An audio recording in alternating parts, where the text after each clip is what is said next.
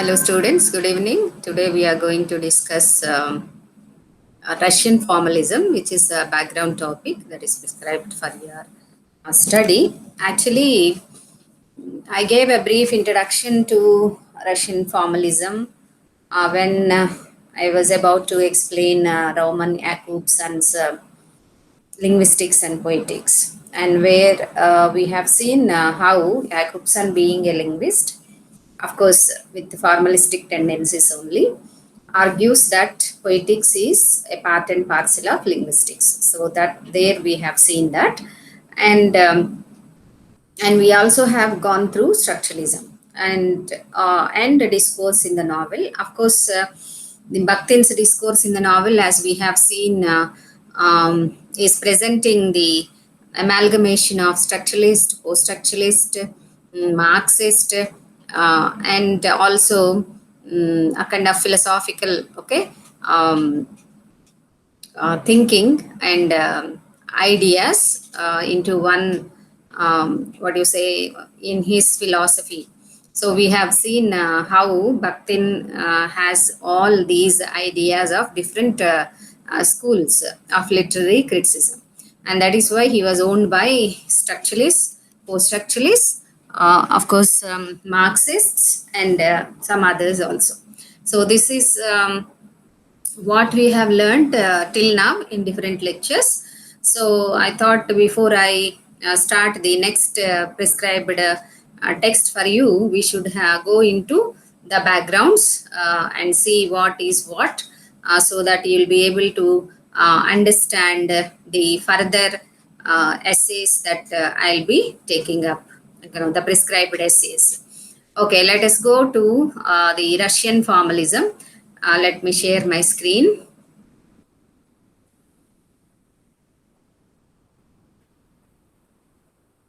Yeah, I hope my screen is visible to you.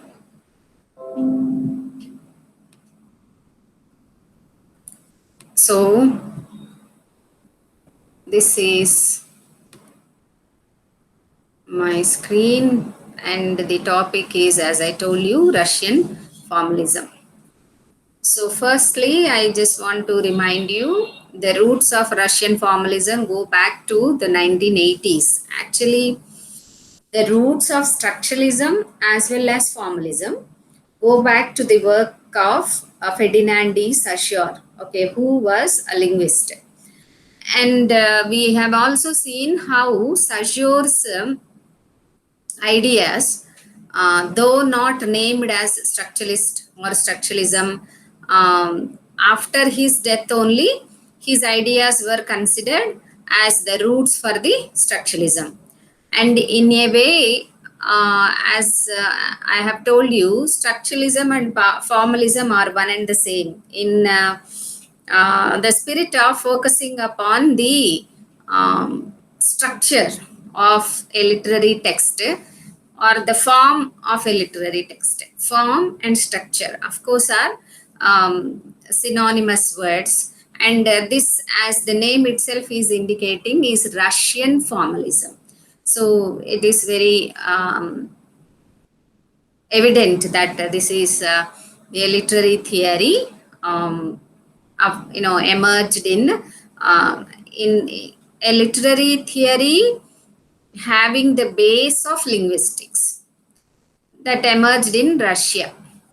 And whereas structuralism, though is having the foundation of linguistics, he has had emerged in the Europe. So they are the two counterparts, in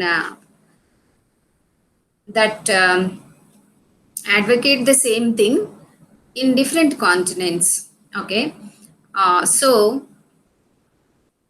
as we have to see the genesis of Russian formalism, we have to go to the seeds of course, the linguistic work of Saussure and others. And though we call as, as a movement or a movement of literary criticism or theory, though we trace the roots in 1880, it began to exist as an identifiable critical moment only during the later years of 1920s, especially after the 1917 revolution in Russia. So, the struck formalistic roots, the roots of formalism, of course, were identifiable as a critical movement, though it was never a very organized movement like any some other moments in history. Either it be, excuse me, moments in history, either it be reformatory movements or political movements, etc. So, though we call it as a movement, formalists could not be described as members of a unified school of critical thought. So, there are many names attached with the school of formalism, and these people are all members who are uh, of course having similar thinking, but they don't have any uniform agenda, or they don't have any organizational base, a single organizational base to realize the agreed program, to realize the agreed program, or to work on the agreed program or manifesto or agenda, like that. So, though we call it as a movement, Russian formalist movement, during its time, okay, during its time of development, of course, um, it it was reflected in the works of different Russian um, critics, linguists, literary theoreticians, etc. But they themselves never preferred this word, formalism or formalist, etc. Moreover, this was actually a pejorative label that was applied to them by their opponents when in the disturbed Russian era, due after the Russian Revolution, wherein the repressive Stalinist government, rules.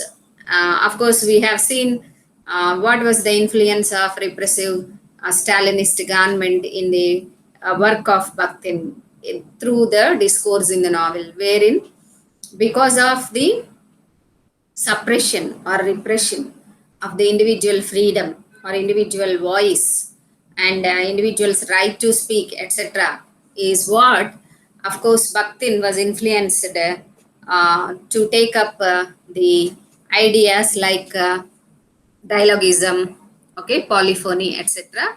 And then, of course, Bakhtin felt that Dostoevsky's novels were very dialogic, and they represent all kinds of discourse or double voiced discourse, which we discussed yesterday.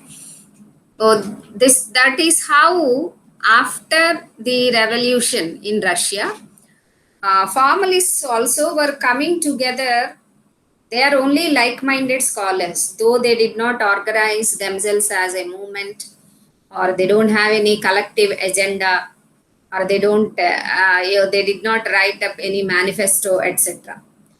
So as these like-minded people are working together, the opposite section has named them as Russian formalist.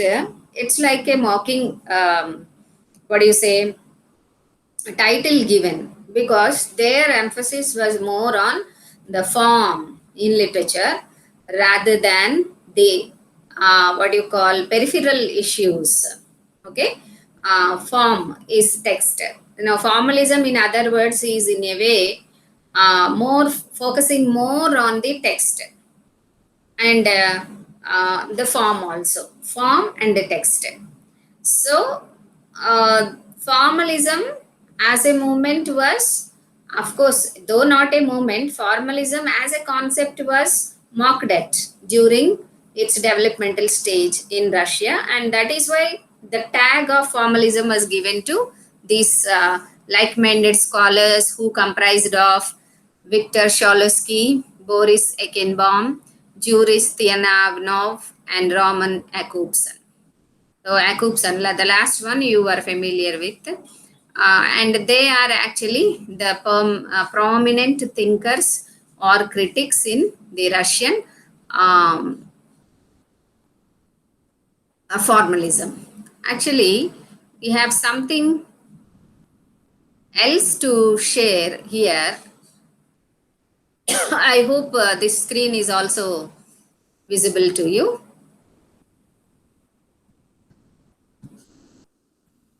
Yeah, in to give you a more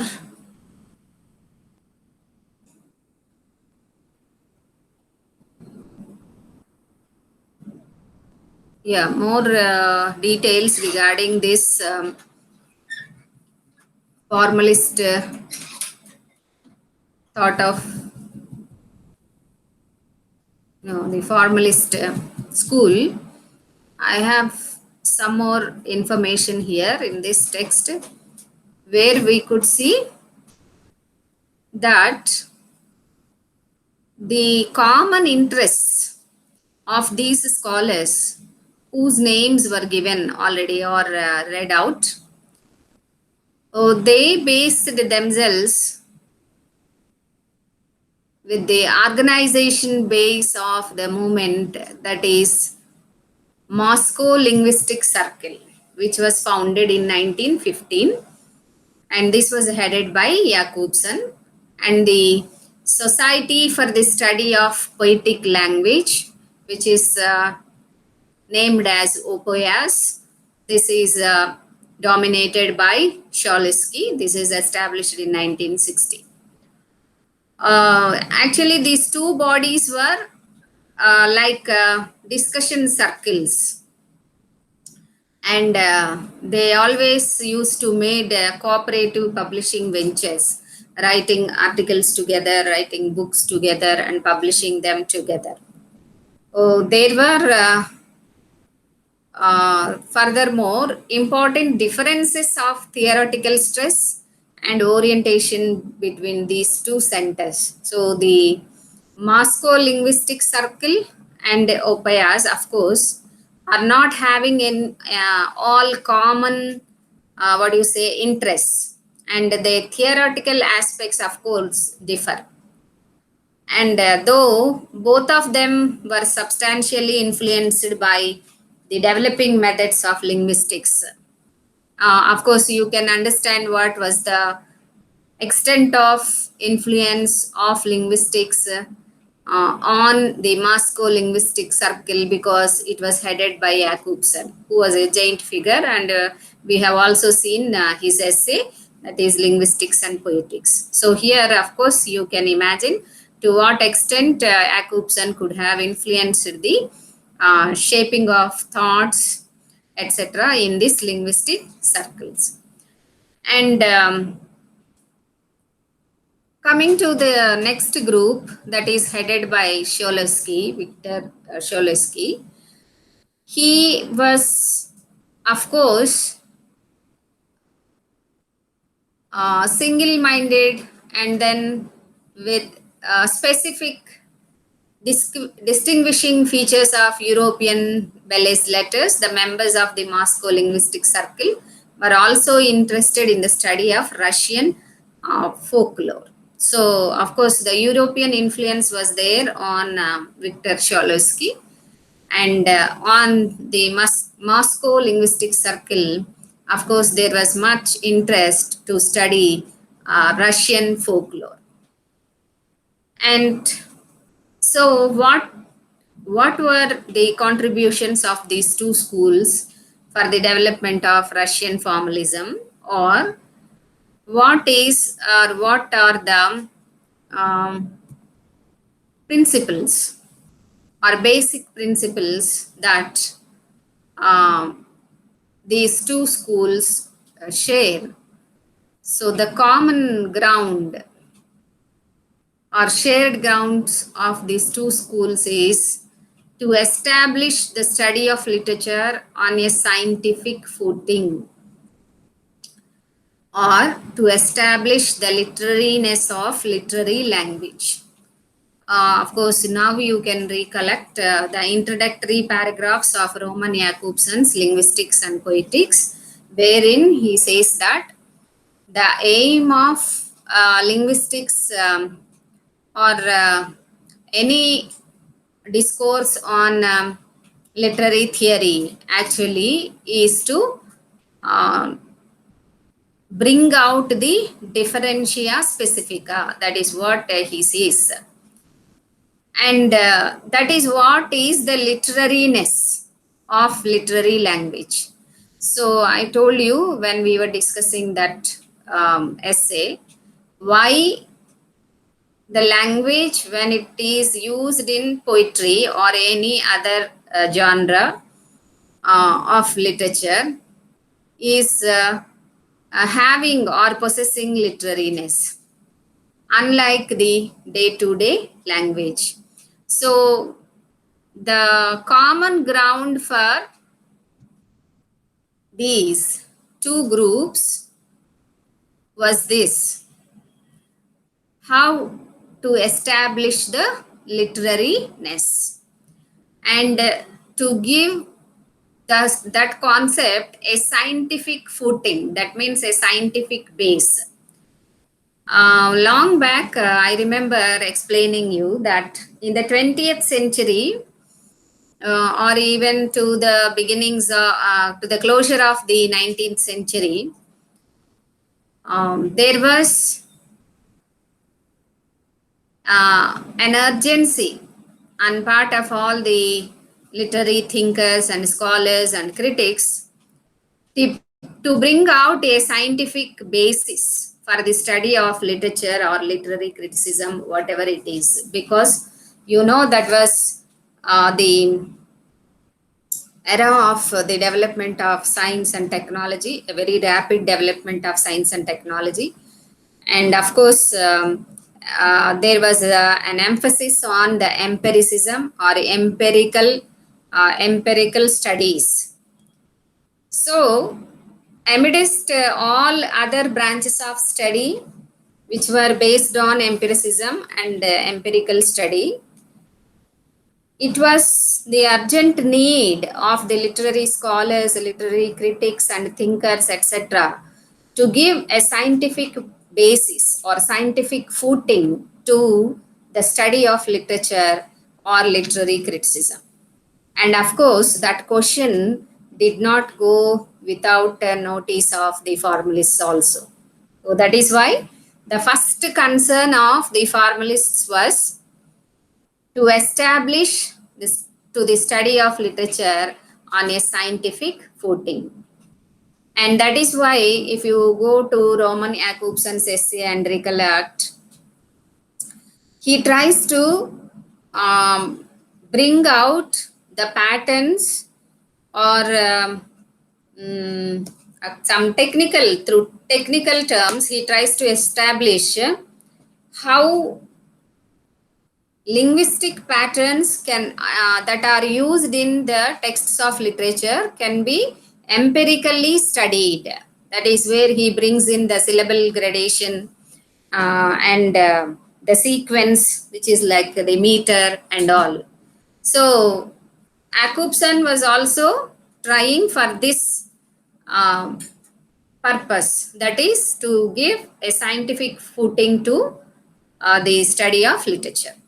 So to constitute it as an autonomous science using methods and procedures of its own. So they want to give an autonomous status to literature, studying literature using some methods and procedures on its own. This entailed as their primary concern. So this is the primary concern of the formalist, which is the question of literariness. In fact, this is not a new question that has come up in the 20th century. If you go to Longinus, a very ancient Latin critic, and who writes on the sublimity, and then of course Aristotle's Poetics to some extent, though formalists of course will not agree with that, and also our Coleridge's Biographia Literaria, the Ars Poetica, etc. So we have so many, of course, essays that actually attempted for the definition of the literariness of the language of literature, though not like the structuralists or formalists. So for the formalists, the question of literariness is very important. They want to discuss that. Why? Because the problem of specifying those formal and linguistic properties which could be said to distinguish literature and poetry from other forms of discourse, and particularly from prosaic or ordinary language. So what is this literariness?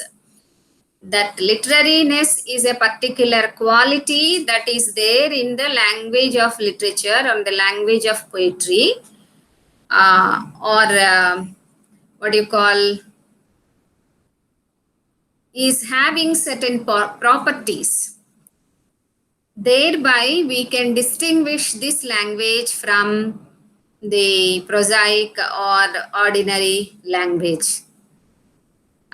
And of course, if you read, as we have already read Bakhtin previously before this essay, Bakhtin has come up with a clear-cut idea that the novelistic prose also is having some kind of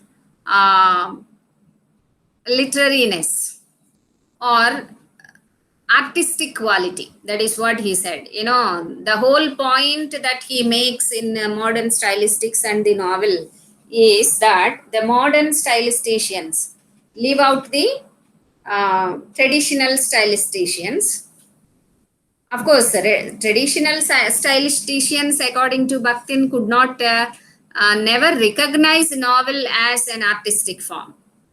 And though modern stylisticians, though recognized, could not bring out the artistic quality very well, or they could not establish the artistic quality of the novelistic prose. That is what. So here, you know, this is, of course, Bakhtin is also from Russia, and we could find the emphasis that the Russian formalists are making is there in Bakhtin also.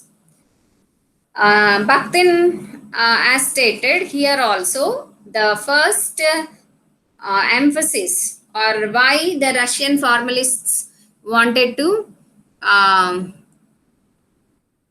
define literariness is to distinguish it from the other varieties of language or ordinary language, and also to give it a scientific footing. A scientific footing can be given only with the establishment of the peculiar or unique quality of the language of literature, which in other words is termed as literariness.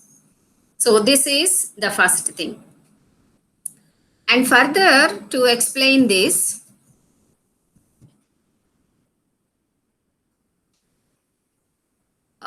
this Russian formalists, of course, at the level of method, they held that the question of literature's specificity could be resolved solely with reference to the formal properties of literary texts. How to establish this literariness? So they have identified that the literariness should be specified. So to make it or establish the literature on the scientific footing.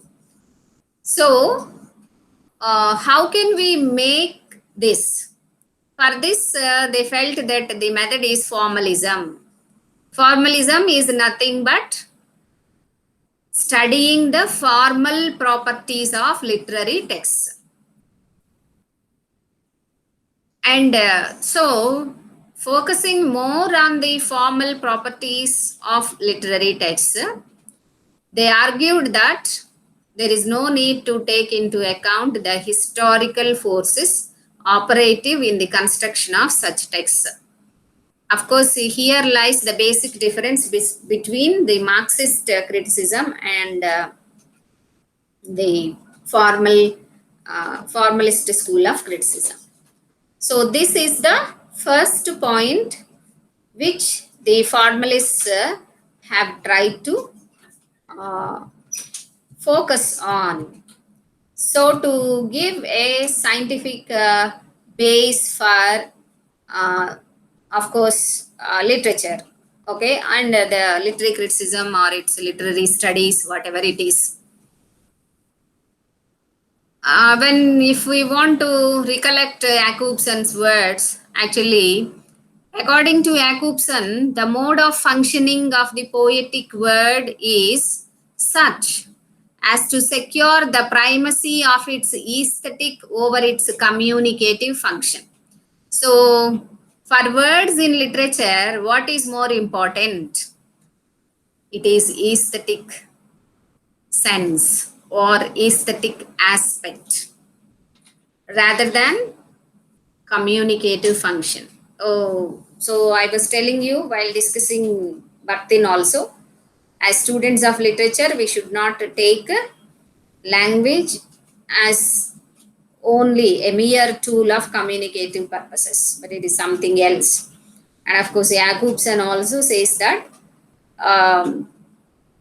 the mode of functioning of the poetic word is such that the aesthetic tone or function, aesthetic function should be given primacy over communicative function. Oh, that is why in his theory of the language functions, in his theory of language functions, we have seen how he established poetic function as one of the functions of language. And when it comes to literature, when it comes to the literary texts, the poetic function becomes the predominant function, and that doesn't mean that other functions are absent there. Okay, so this is the first common ground for the formalists. Okay, formalists actually, formalists, now we have seen the two schools actually, Prague school under Jacobson and then Opaios under Shalersky. So they both, of course, are based on linguistic study, form. For them, form is more important. Okay, so the first thing is they wanted to establish scientific base and then to establish the literariness of literary language. And of course, these people have felt that the concern with mimesis in literary theory by arguing that literature was not and could not be a reflection of reality but only a particular semiotically organized signification of it. So it is all linguistics or semiotics for the formalists.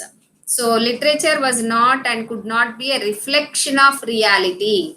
It is not merely the reflection of reality according to formalist school of thinking. And they say that it is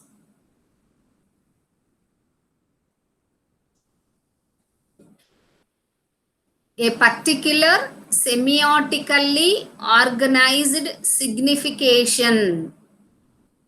So,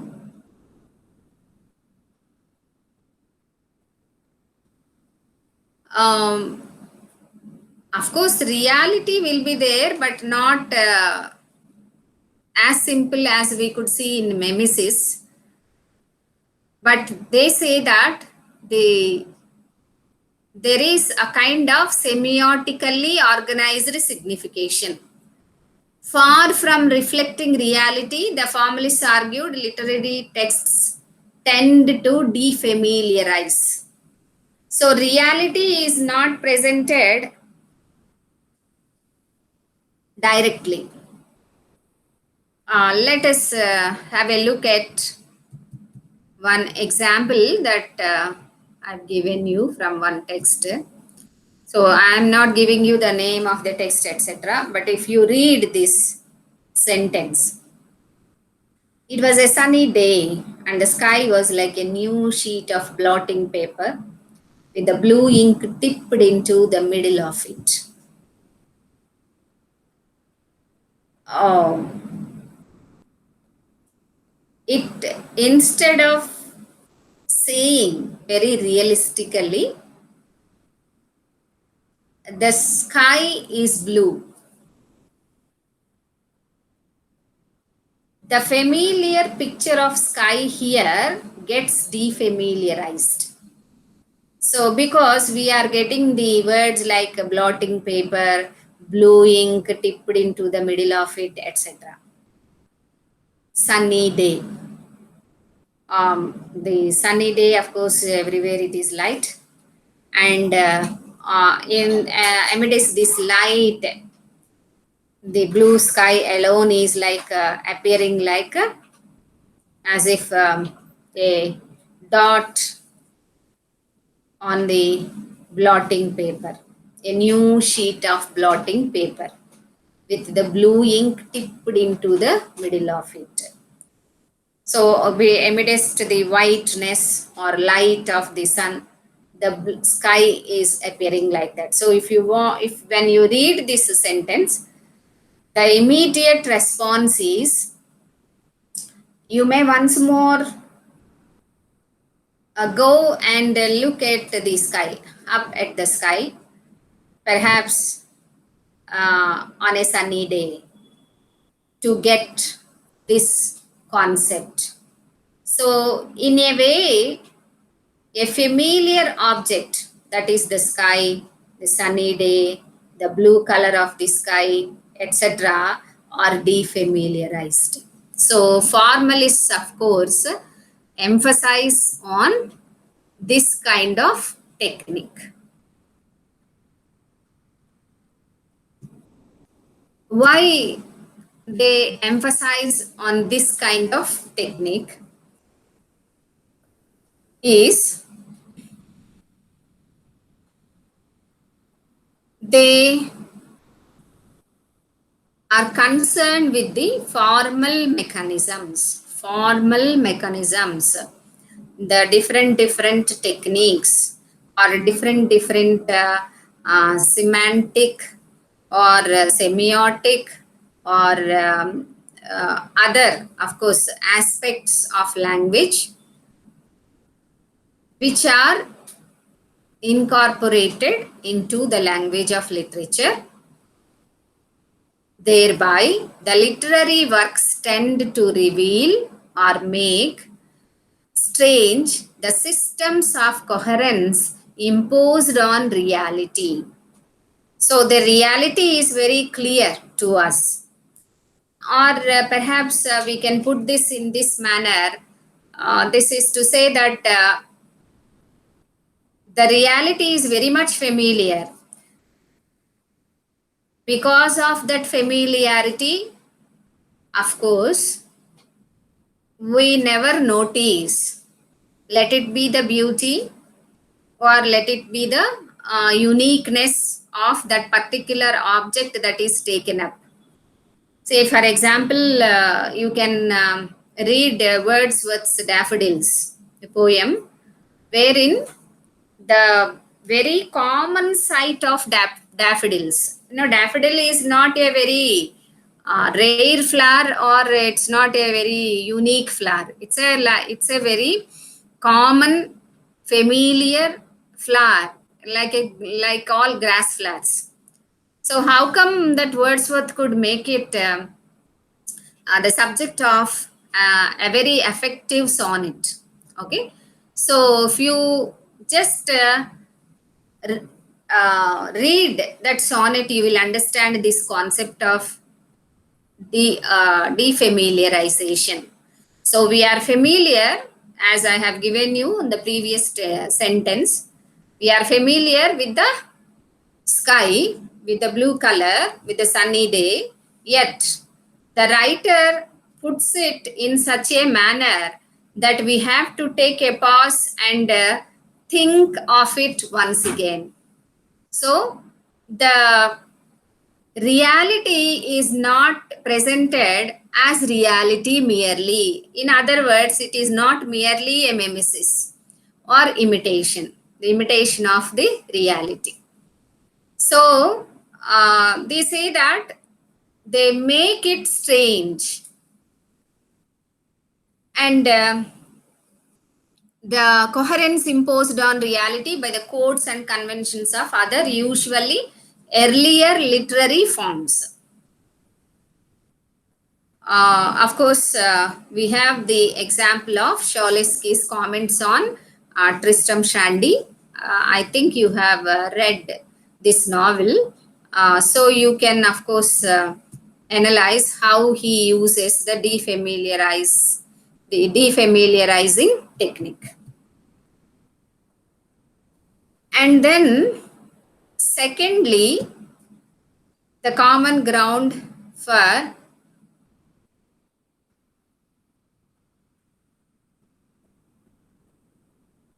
the two schools of Russian formalism.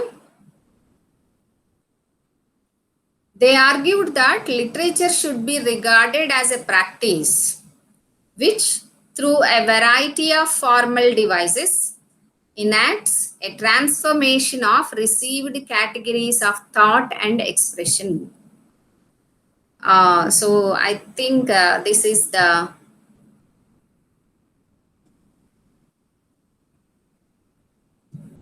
second point. So they argue that literature should be regarded as a practice through a variety of formal devices. And it enacts a transformation of received categories of thought and expression. So when this regular thought and expression come into the literary subjects or literary texts, they of course are transformed with a variety of formal devices. The devices, if with reference to poetry, of course, we have many. The use of meter, rhyme, rhythm, okay, and all those. So, subverting the particular patterns of thought or perception imposed on reality by the categories of ordinary language, by dominant ideological forms, or by the codes of other literary works. Literature is thus said to make such forms strange. So, by applying various kinds of formal devices, the ordinary language is defamiliarized, and the ordinary scenes or our day-to-day scenes or day-to-day situations are defamiliarized. It is only to invoke the attention and to renew the interest. So, the main object of literature is to present the things in a convincing manner so that the reader will get impressed. So, that is why, while discussing Aristotle's Poetics, also we have seen how important it is to make plots. Plots are not there lying just like the stories. Plot is purely the creativity of the writer. That is what we have seen. So, to conclude, the two important points that formalism emphasizes is one, to give a scientific basis for literature, by defining the literariness. The second is to define this literariness, or to bring or to incorporate literariness into the literature or literary texts. They consider defamiliarization is a technique. So, art as technique, that is what Viktor Sholesky, one of the Russian formalists, write. So, what is it? It is a technique only. The techniques that writers should incorporate through a variety of formal devices is what brings in the defamiliarization into literature, whereby the literariness of language is intensified or increased, and it is very much differentiated from the day-to-day language. So this is these a few things that I have to share regarding Russian formalism. You may get a short answer question, and the slides and the matter which I provide here, of course, is enough for you to write a short answer question. And of course, if you want, you can mention some of the uh, important works of the pioneering personalities of Russian formalism. And also, you can refer to mainly the concepts of Roman Jakobson, because he was a pioneering critic in the Russian formalism. And you can also add one or 2 points of difference between formalism and Marxism.